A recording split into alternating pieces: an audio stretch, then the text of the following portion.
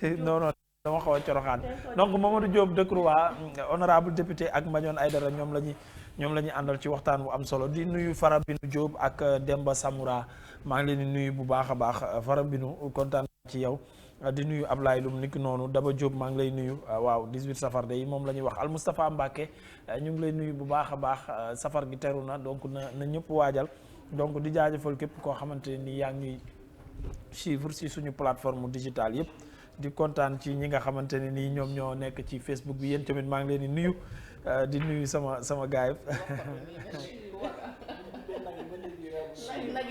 moo réeral xel ayca bu gaa yi noppee ñu daal di dem fekk Mbagnione Aïdara fële sa studio a daal di ànd ak moom ci li nga xamante ne nii moom mooy waxtaanu tey jile ak ganu bés bi di ganu bët set di honorable député Mamadou Diop Decroix nekk membre aussi wala kilifa ci AJ/PADS moom la ñuy amoon ci ànd ak moom ci waxtaan bu yaatu Mbagnione. Mouhamed Ndoye nuyu naa la nuyu ñi nga bokkal plateau bi ainsi que ñi nga xam te ni ñoom ñoo safoo di bàyyi xel seen jootaay bi nga xam te moom lañ tuppee bët set tey nag ñuy am mbégte ku mag a mag di dalal ki nga xam te nii moom moo nekk l'honorable député Mamadou Diop Decroix nekk aussi leader ci kuréel googu nga xam te ñu ko duppee AJ/PADS tey nag moom lañu dalal ci bët set honorable ñuy am mbégte gu mag a mag ci li nga répondre suñu invitation. maa ngi lay gërëm di la sant ci invitation bi di nuyu itam ñi nga xam ne ñu ngi nuyu seetaan nuyu Seneweb. D'accord alors honorable ñu daal di tàmbalee waxtaan wi ak li nga xam te ni moom moo xew ci réew mi nga xam te ni moom moo nekk suñu wet di Guinée Conakry alors dégg nga coup d'état bi nga xam te ni am na fa yow bi nga déggee ni Alpha Condé wàcce nañ ko ci pouvoir ba ana ban yëg-yëg nga am. Alpha Condé day sama mag ñu xamante bu baax a baax mat na fanweeri at bi ñu xamante. Alpha Condé dafa nekkoon leader étudiant ci France nekkoon anti colonialiste nekk anti impérialiste. D'accord. ñu xaritoo ci noonu moom ma mag nag fuuf waaye. dañu daan fréquenté bu masaan ñëw Dakar sama chauffeur moo koy yor. D'accord. daf may daan invité Conakry ma di fa dem. jege nanu soxlawul may dugg ci détail bi jege nanu trop. D'accord. Bon mais du man rek am na ñeneen ñoo xam ne ñu dal lañu. ñu mën a wax ak moom doon nañu wax ak moom mais. dafa xaw a mel ni dem na ba waaw dootul dégg bu baax. nga xam nga dégg nag dafa am solo trop. boo yoree nguur am ñooy xam ne da ngay war a dend ak ñoom ñu naan la ñun gisewuñu ni nga gise waaw boo nee dafa ñuul ñu ne non non non dafa weex. soo ko amut du baax mel na ni xaw ma nag naka la demee ba loolu arrivé waaye daal mel na ni loolu moom moo ko arrivé mais. kuy wax ci Alpha Condé di wax ci Guinée waroo yem ci coup d'état. D'accord wala parce que loolu doo xam lu xew da ngay atte. te atte bi du am solo. amooy éléments yi war. voilà xam nga bu fekkee nit ki dafa ñëw seet si la sama yaram day xesan. d'accord mën nga koo jox pommade boo xam ne bu ko diwee ci yaram bi xëy na xesen bi si dal waaye lan moo tax yaram bi di xesen boo ko seetu doo ko faj. dëgg la. te gis naa ne ni ñuy analyser wu ñu sax nit ñi te ku nekk da ngay wax ci ni nga yëgee par rapport ak la situation mais la Guinée c'est depuis d'abord c'est l'époque coloniale. tubaab yi nekk fa ba ñu fay jógee Sékou Touré De Gaulle daf ne damay demander ñi bëgg indépendance et cetera loola it am na lu ko waraloon. soxlawul parce que jot gi mayewu ko. dëgg la mais du woon pour France teggi loxoom ci Afrique du woon pour loolu du tout. c'est que France duma nañ ko Indochine. ak Dien Phu duma ko Algérie. voilà De Gaulle gis ne affaire bi nar naa ñàng. mu def li wolof di wax sànni ngal yóbbu sëf. c'est-à-dire boo jëlee saret teg ko fukki bërigo fas yu mënatu la dem. nga génne teggi benn mën a yóbbu juróom-ñeent yi. moo gën. effectivement loolu la France def. d'accord dëggu Sékou Touré ne man li ngeen di def ànduma ci damay jël indépendance. ok ñu français yi xeex ko xeexin wu méttee lépp lu ñu mënoon a yàq Guinée laata ñuy dem dañ ko yàq. li ñu mënut a yàq te mënuñu ko yóbbu ñu sànni ko ci géej gi. noonu la tubaab yi def. ba pare nag commencé di fexeel Sékou Touré guddeeg bëccëg loolu moo taxoon ñun. on était très jeune ñu jàppale Sékou Touré parce que tubaab bi dañ ko doon xeex. d'accord mais en même temps Sékou Touré aussi pour se défendre a commis beaucoup d'erreurs politiques def na ay erreurs yu garaaw en particulier tëj lépp démocratie amul liberté amul et cetera ba mu fiy jógee 84 kat moo fi ñëw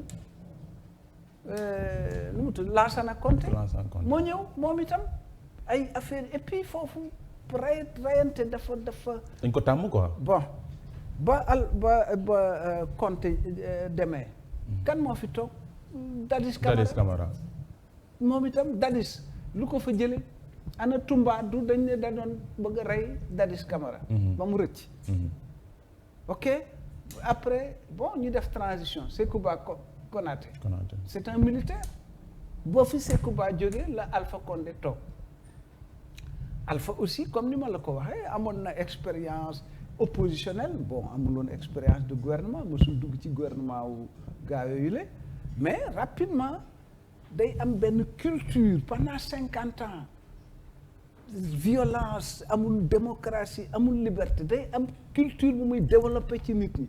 En particulier la capacité de dissimulation. maanaam pour nga xam exactement gars yi lu ñuy xalaat ak yooyu dafay jafe donc moom itam bon affaire bi wéy ci noonu fa loolu laa ko reproché jàpp naa ne waroon na am moom dimension boo xam ne day gis ne héritage maanaam li mu hérité li bi mu ñëwee li mu fi fekk. il doit changer quoi. maanaam la donne. xóot na xóotaay jafe-jafe yi xóot na xóotaay boo xam ne yaatu na yaatuwaay boo xam ne waroon na gis ne c'est tout le peuple guinéen. moo war a àndandoo gàddu affaire boobu. waa foofu nag laa amee woon problème ak moom parce que dama ko ne. jàpp naa ne yow da nga war a am ay relation étroite ak Cellou Dalein anta Amar Cellou mooy sa opposition. mais da nga war a am ay relation ak moom ñëpp xam ko ngeen di waxtaan sur les problèmes de la Guinée. ok bon. foofu ngeen amee problème yéen ñaar. man malheureusement doxalewu ko noonu. non du ma ne foofu la ñu amee. d'accord alors moom bi mu nga xam te ne nii jëlee nañ ko ci pouvoir bi bëri na ci ay nit yoo xam te ne nii ci opposition sénégalaise la ñu nekk def ay déclaration ngir rafetlu li nga xam te ne nii loolu la colonel Doumbouya def ci ki nga xam ne moom moo nekk Alpha Condé mais avant ci loolu noonu sax tey ji gis nañ le président de la République Macky Sall ci boppam démb mu def benn tweet naan mu ngi condamné fermement li nga xam te ne nii dal na ci kaw Alpha Condé CEDEAO sax dem ba dindi Guinée ci yenn ci instance de décision yi nga xam te ne nii Guinée bokkoon na ci loolu aussi ba nga ko déggee ana ban analyse nga ci am. non c'est-à-dire yii yëpp lii fii xew. Sénégal ak Guinée Côte d'Ivoire ak Mali ak feneen ak feneen tardement la quoi tardement danoo tardé te nekkunu pour xam ñun lan moonu tardeel. d'accord. ñuy rafetlu mooy effectivement Alpha ni mu yore woon dafa doyen waar ay léewén mais avant Alpha lu fa amoon coup d'état avant coup d'état booba lu fa amoon coup d'état avant coup d'état boobee lu fa amoon coup d'état alors ñu ne way kontaan nañu ci soldats yi feek 6 mois ñu ne soldats yi ay nangam nañu wax teg ci seen der lu bon a bon d'accord. loolu est-ce que jëm na kër est-ce que loolu mën na dem non man en tant que leader politique panafricaniste ak samay jaar-jaar je considère que tey tout ce qui est en train de se passer est absolument anachronique et que dañ ko fi war a jële raxas ko ba mu set wécc sinon c'est des milliers de Doumbouya qui seront encore là. mais comment honorable nan ko fi dindee. il faut d'abord le système qui fonctionne en Afrique est un système néocolonial jógewuñu ci colonisation jógewuñu ci loxo bitim réew loxo doxandéem jógewuñu ci. tubaab yi bañ fiy jóge dañu tànn ay nit teg leen fi ñooñee ba ñuy dem tànn ñeneen teg leen fi wala ay soldats daane leen wala leneen ak leneen ak leneen constitution yi ñuy wax pour lan la kan yow xam nga constitution Sénégal xamoo ko 95% des Sénégalais xamuñu luy constitution wu Sénégal ñi mu intéressé c'est un petit landerneau ñooñu lay intéressé tubaab yi ñoo ko bind parce que c'est des constitutions gaulliennes loolu laay wax maanaam dañuy inspiré wu ci France et cetera daal di bind ay constitution teg ay présidents yoo xam ne ay monarque républicain lañu c'est-à-dire dañ naan république waaye ay buur lañu di ay bummi looloo nekk ci Afrique dëgg la wala déet alors fii même bu sa boo amee benn baraak ngelaw li daane ko président de la république ngay wax doo wax ministre bi doo wax maire bi doo wax gouverneur bi doo wax préfet bi. dëgg la est-ce que loolu war naa mën a nit ñi war nañoo mën a bàyyi loolu jàpp ne dafa war a dox non va en Suisse on ne sait pas qui est le président de la république en Suisse laajalub Suisse fii kan mooy xam ko d'abord ils ont un collège de président kii day nekk kii après kële kii après mais liberté yi ak démocratie bi sañ-sañu nit ñi day dox ba nga xam ne mais franchement même président bi soo ko xamee bon ça va mi ngi fii di def liggéeyam yow yaa ngi def sa liggéey. d'accord ku nekk war a yem fi nga war a yem. jeex tàkk alors honorable ci kaw loolu ñu bëri tey dañu ci tiital si réew Sénégal ñu ne troisième mandat peut-être bokk na ci li tax tey jii ki nga xam te ni Alpha Condé jóge ci Guinée. Le président de la République kon daal soldats yi jëlee foofu Alpha Condé ay démocrate lañu moo tax ñu jëlee fa Alpha Condé. d'accord en fait dañu ne bokk na ci pas loolu moom moo ko fa jëlee mais tey jii le président de la République Macky Sall mi nga xam te mu ngi yootu troisième mandat fii ci Sénégal est-ce que waru ci jël exemple. alors d'abord man c'est-à-dire yéen sénégalais yi en général opinion bi ak ñiy toog ci plateau yi ni ñuy analyser ak man ni may analyser dafa bokk. du tout lu tax du tout parce que mi ngi mel ni nga nekk ci biir dàmba gi ci biir maanaam fuñ la denc daal. fuñ la denc ngay kur defe ne yaa ngi changé fekk yow de toute façon fi ñu la denc jóge woo fa ay troisième mandat Macky Sall Alpha Condé IBK Ouattara ñaa mooy constitution yi ma lay wax. nekkuñu fi teguñu leen fi pour intérêt moi quand je parle bu may wax man. damay seet fan la intérêt wu peuple sénégalais ak peuple africain yi fan la nekk. Abdoul Aziz jógewul Mauritanie barki démb pourtant 2 mandats la def ne moo loolu la constitution bi wax du ma ci teg 3e mandat. léeg-léeg qu'est-ce qui lui arrive ma nga diggante kaso ba ak këram guddi gu ne kaso ba këram kaso ba këram. loolu nekk est-ce que loolu avenir la pour le peuple mauritanien waxuma les individus je parle des peuples. mais foofu la ñu war a waxee Macky Sall il a dit waaw du ma def 3e mandat nangam mais dugal nañu ci boppi nit ñi grand place naanukaayu attaaye salon guddeeg bëccëg ñi ngi wax affaire 3e mandat wu Macky Sall day dem ba dugg ci xeli nit ñi ne kon war naa mën a ne. gis nga loolu. boo demee am na américain bu am xam-xam ñu naan ko Noam Chomsky dafa bind ci naka la ñuy manipuler les opinions di liggéey di togg xelu nit ñi ba li ñu bëgg ñoom nit ñi di ko xalaat ñu di leen fay xaalis bu dul jeex du xaaj bokk na ci maanaam pexe yooyu en général nee nañ fukk la am na ci benn booy boo xam mooy soo bëggee luy war a ñëw ëllëg nga bëgg mu demee nii da nga koy tàmbalee togg ci boppi nit ñi bala nga caa yegg nga xam ne bala nga caa yegg day ñor ci boppi nit ñi dañuy jàpp ne bu amee itam amul solo parce que dugal nañ ko ci bopp yi c'est pour ça je dis man bu ma sañoon kenn du wax ci mbiru 3e mandat parce que constitution bi nee na mënut a ne na nit ñi dem liggéeyi te jàpp ne mënut a ne jeex na. d'accord ñu dem assemblée nationale honorable léegi nag am na beneen problème. muy ban. c'est-à-dire plateau télévision yi réseau yi et cetera wax ci. mais dafa am même fonction moom itam.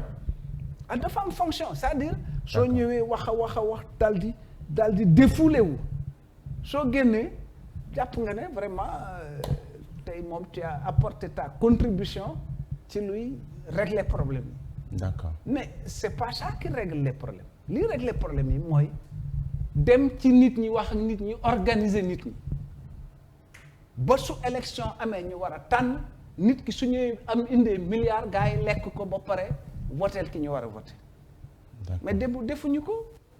defuñu ko soo demee ci Kër Massar banlieue ci gott bi et cetera néew na dafay gis ñoo xam ne ña nga fa nekk ak nit ñi di bokk ak ñoom cere ji bokk ak ñoom laax bi di dëñeek ñoom di fandeek ñoom di wax ak ñoom ci naka la ñuy génne ci situation yi léegi man foofu laa jàpp ne fa la ñu war a waxee.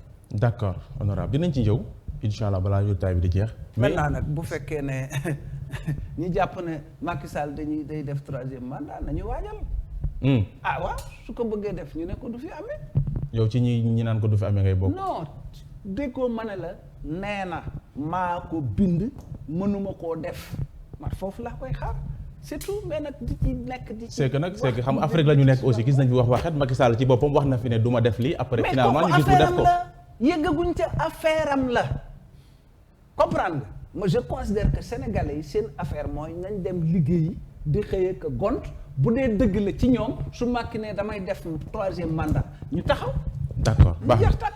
Assemblée nationale gi nga nekk say naataango député fan yii yëpp ñu leen topp ci ay passeport fou. alors yooyu nga baal ma sëñ bi. alors ñu di ma ci wax loo. caniveau xam nga yàgg naa ne assemblée amut Sénégal aw tura fi ne. bés bu ne ma wax ko. alors yooyu xew fa nga di ma laaj lu ma ci xam maanaam caniveau mooy fu ndox yu salte yeeg yooyu di daje voilà ay jinax ne fa ay kaña ne fa ak yooyu donc nga bëgg ma ne waaw démb de kaña gi génn na loo ci xam waaw jinax ñi loo ci xam du mais franchement mais bu leen ma wax loo ci loolu bu ko see wax quoi. non mais nañu wax ci luy génne Sénégal ci jafe-jafe yi la mooy bale lii fi ne bale ko déglu ma. d'accord waxuma bale rek. parce que xam nga dañ noon Wade dégage. waaw. booba jamono. ay jamono. maa nga ci Ablaye dama leen ne Wade dégage du programme Wade dem na Macky Sall ñëw. ñenn ñi nee nañ dallu Ablaye da gën Macky Sall. waaye léegi nee nañ Macky dégage Macky mën naa dem koo xam ne dallu Macky Sall la koy gën ñëw toog fii ku yaakaar ne Doumbouya dina régler les problèmes de la Guinée tu te trompes. D'accord. Donc allons à la racine des choses yaa xayti. alors honorable nees mun a def kon ba jamono ji ñu toll nii Sénégal dund gi métti na lool njëg yi borom kër yi sonn nañ lool. oui prix yi tey jii Macky Sall ci boppam. dégg nañ ko mu ne mu ngi xër ñi nga xam te ne ñoo nekk commerçant yi ministre bi ñu wàññi prix yi yow tey en tant que député koo xam te ni quand même xam-xamam màcc na lool ci wàllum gouvernement nan nga gisee yokkute prix yi nga xam te ni yokku na ci biir Sénégal. ñàkk vision ak gestion bu bon. d'accord. Chine 1,4 milliard d'habitants la Sénégal 17 millions la ñu wax nañ ko yokk ba mu nekk 20 pour calcul bi mën a yomb bu dee 20 millions da ngay jël Sénégal juróom-ñaar fukki yoon dugal ko ci Chine soog a fees. d'accord. da ngay jël Sénégal dugal benn yoon jël Sénégal dugal ñaari yoon jël Sénégal dugal ñetti yoon ba muy juróom-ñaar fukki yoon. Chine soog a fees. mais 1,4 milliard d'habitants yooyu. kenn ku nekk boo xëyee di nga ndékki di nga añ di nga reer ñun 17 millions d'habitants mënunoo régler ay problèmes loolu jaadu na. te nga am 200,000 kilomètres carrés amoo montagne amoo ay xunti maanaam amoo doj amoo ay xunti. suuf su ay plat montagne ak ay vallée suuf su plat. dégg nga am ñetti dex am juróom-ñaari téeméeri kilomètres géej. ak ndox muy taw amaa dañ naan taw bi doy na ndox mi fii li fi ne du jeex du xaaj. alors léegi nga faacaaj ba mënoo dundal sa askan ñu ñëw naa ma waaw loo xam ci prix nangam mais nañ fi jógee ñi tax ba loolu mënuñu koo lijjanti mënuñoo ndékki ba suur mënuñoo añ ba suur mënuñoo reer ba suur te mu mën a ne su mënul nekk ñu xam ne mënta mais mën na ne. mais ñi fi nekkoon aussi même constat la ñi fi nekkoon aussi avant Macky Sall prix cheroon na aussi. mais à chaque gouvernement c'est comme ça. alors non alors mais loolu nañ ko fi jëlee mën na nekk loolu laa lay wax Abdoulaye jàmbaar la woon mais man j'étais pas liggéey naa ak moom mais j'étais pas le président de la République man dama am ay vision ci loolu yëpp nu ñuy fexe ba mbay mi dox xam naa ko. d'accord bind naa ko wax naa ko. ku la jox réew mi nga ku la jox réew mi nga peut-être que wàcc intéressé wul gars yi parce que gars yi aussi leen intéressé mooy bëkkante yi boxe bi et cetera c'est dommage hein. C'est dommage fi mu ne bu ma waxoon fii jëye léegi après mooy xew gars yi di ci wax. d'accord alors honorable dafa mel ni yéen yow sax laay wax ak yenn ci parti politique seen expérience quand même kenn dootu ko nattable parce que. kenn dootu ko nattable quand même parce que fan yi ñu génn gis nañ lenn loo xam te ni am na fi ngeen rocc ci seen bopp complètement mais dafa mel ni l'avenir vous a donné raison tey ji gis nañ ñiy fël dem ñiy fël ñiy jaxasoo fële ku jë politique yi maanaam dankale ko gi ñu waroon a dankale ko ngir jëlee fi li ngay wax nii est-ce que mën ak ni ñu comporté woon ni mën naa am fii Sénégal. bon d'abord ku jë politique bi dankale ko pour jëlee fi li fi ne. teg fi lan. lu gën li fi ne. non luñ ko xam nga yooyu aussi ñàkk xam a tax ñu di ko wax. mais l'opposition est plurielle am na ñoo xam ne ñoo Macky Sall xëy na ñoo bokk gis-gis même bu dee na ñu ngi ci opposition. d'accord alors non il faut ñuy xool ñi nekk ci opposition kenn ku ne xam nga ñëw fii am fi ñaari waxtu. ci di wax li bon ci réew mi ni fi doxut ni lu baax la ndax day yeete waaye boo fa yemee buñ la ne boo toogee noo koy remplacer loo fi def ba affaire yii nuy jàmbat bañ fee amati koo ko ci wax ñaar ñetti yoon mu wokk boppam ne la way c'est-à-dire que nanu dem gëstu ji xam réew mi xam waa réew mi xam nu ñuy faje jafe-jafe réew mi loolu moo nekk tey à l'ordre du jour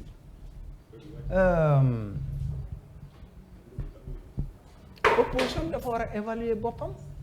gis nañ fi ay 2017 Yewwi Askan 2017 lu ne daj nañu ko man 2017 man mi ci xolu yooyu laa bokkoon lu ne daj nañu ko pour que opposition bi ànd. waaw. mais ba ñu demee ba fii mu ne man xaw ma lu tax lu yàq ànd bi ba fii mu ne xaw ma ko ne mënuma la ne diw def lii diw def lee loolu waruñu koo évaluer ba ñuy duggaat bala ñuy duggaat ci leneen. mooy Yewwi Askan bi ngeen génn.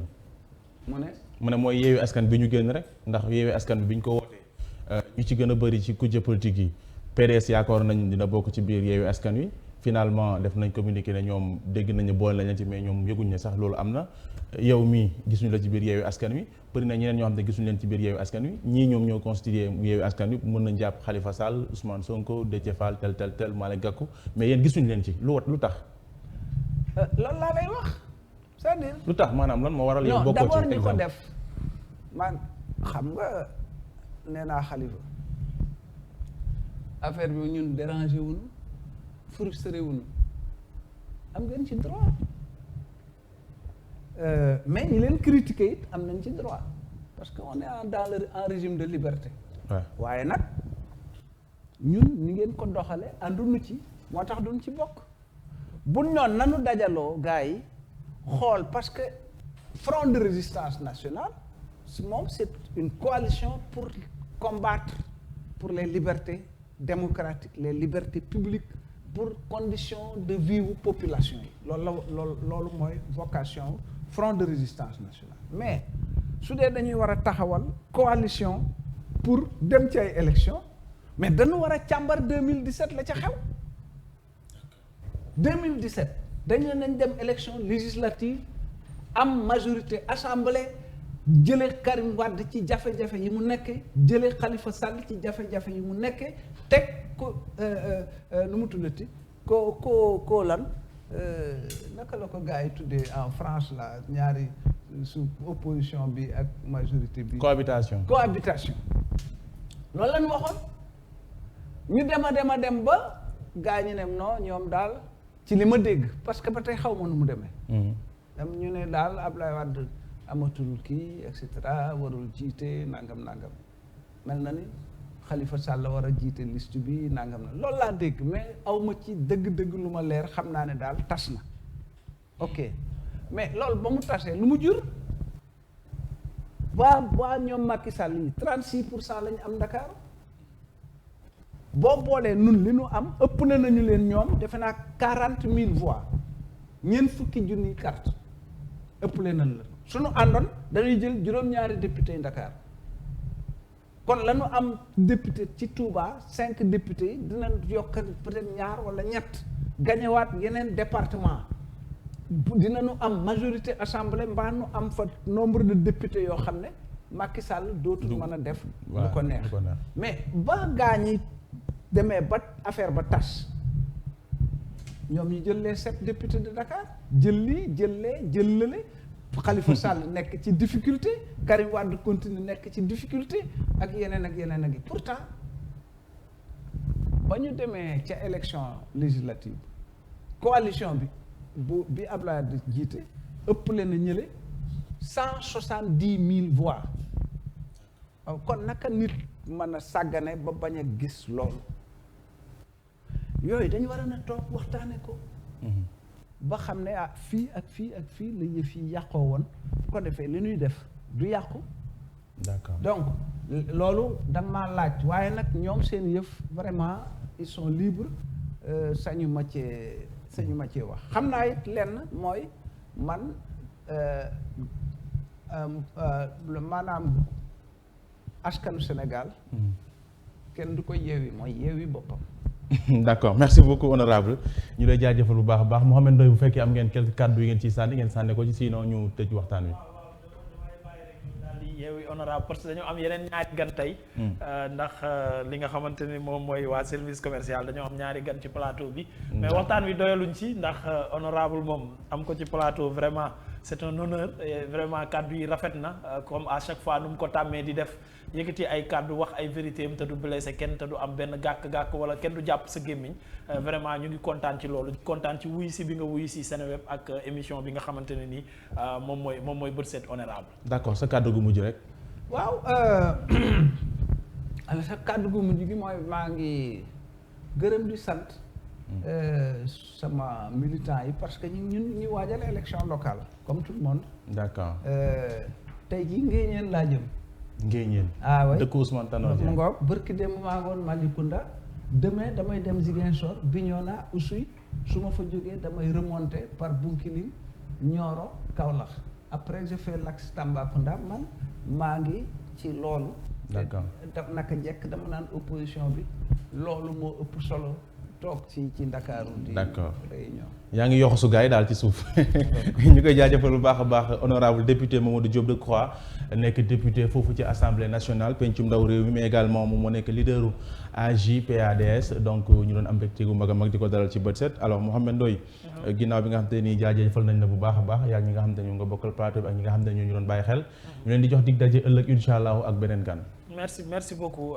di kontaan bu baax a baax ci seen surtout habillement yu rafet seen blanc yi yéen ñaar ñëpp maa ngi ciy kontaan bu baax a baax di kontaan ci képp koo xam ne yaa ngi ñuy suivre actuellement ci bët set di seen première émission matinale bi nga xam ne Seneweb moo leen koy jagleel may kontaan niki noonu ci ñi nga xamante ni ñoo nekk ci